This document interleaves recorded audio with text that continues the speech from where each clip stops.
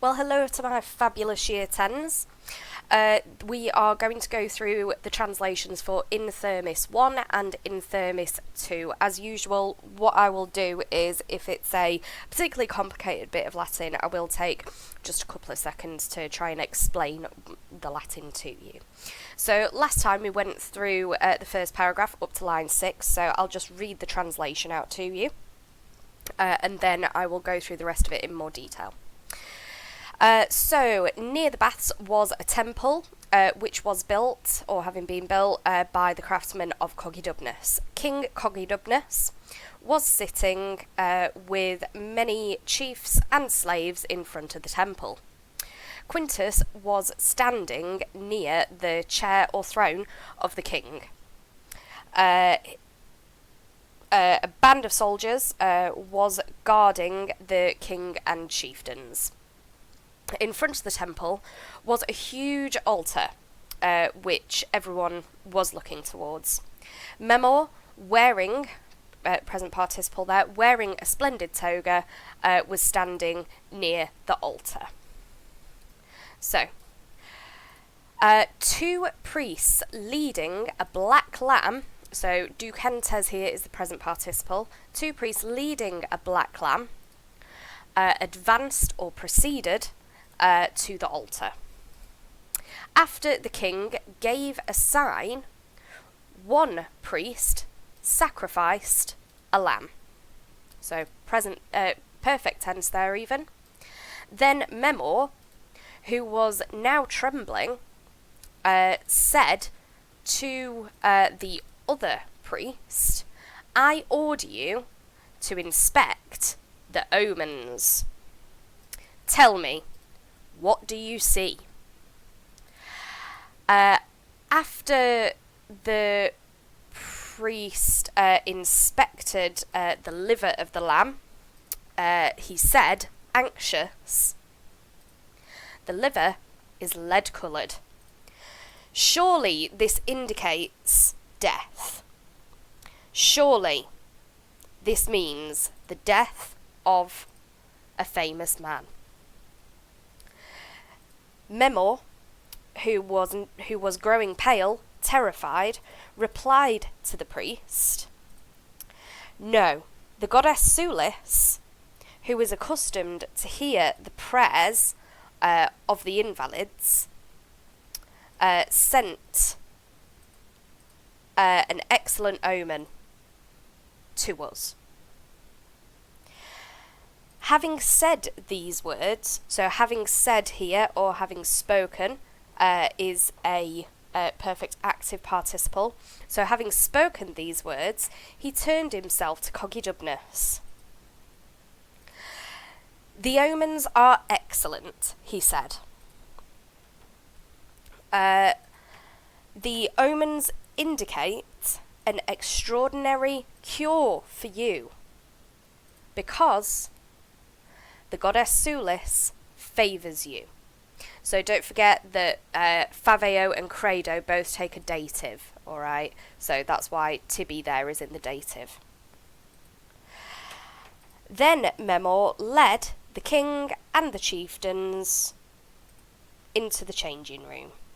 Okay, so that is the first, that's the translation for In Thermis 1. Let's move on and have a look at In Thermis 2 now. Then everyone entered that part of the baths. So I'm using, instead of translating am as her, I'm translating it as that, because her part of the baths doesn't make sense, but that part of the baths does. So then everyone entered that part of the baths, where there was a very large bath.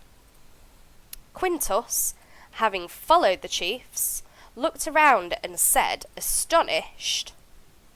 So here, secutus is from sequor, alright? It's a perfect active participle, mean having followed. So Quintus said, "These baths are bigger than the Pompeian baths." So, the slaves with great difficulty, began to lower Cogidubnus into the bath. There was a large uproar. The king gave an order to the chieftains. The chieftains cursed their freedmen. Their freedmen cursed the slaves. So here is one of those certain. The chieftains were cursing their freedmen. The freedmen were cursing their slaves. So again, it's one of those sentences where I've had to borrow vituperabants from the previous sentence in order for it to make sense.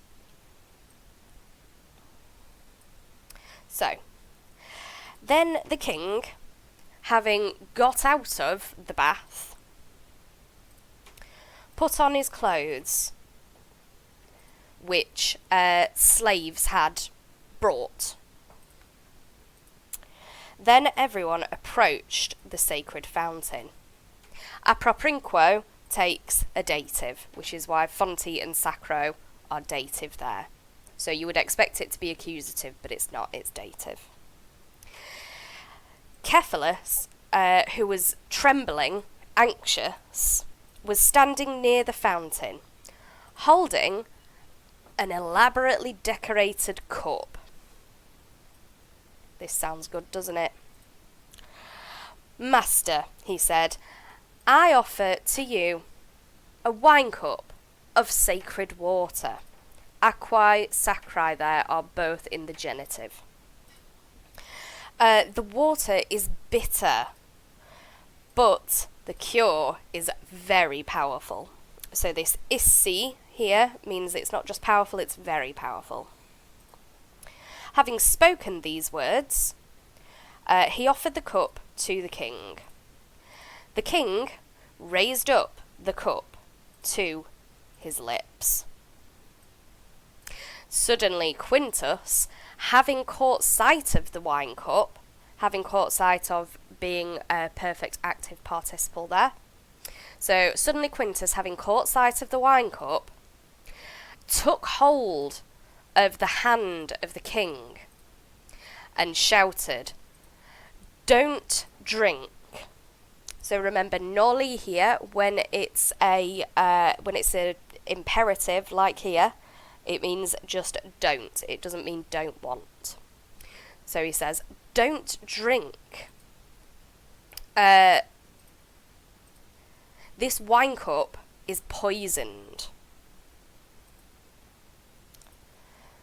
And then we have, "I saw a wine cup of this kind in the city of Alexandria. I want to inspect the cup. Give it to me." Then Quintus began to inspect the wine cup. Cephalus, however, tried to seize the cup from the hand of Quintus, or from Quintus's hand.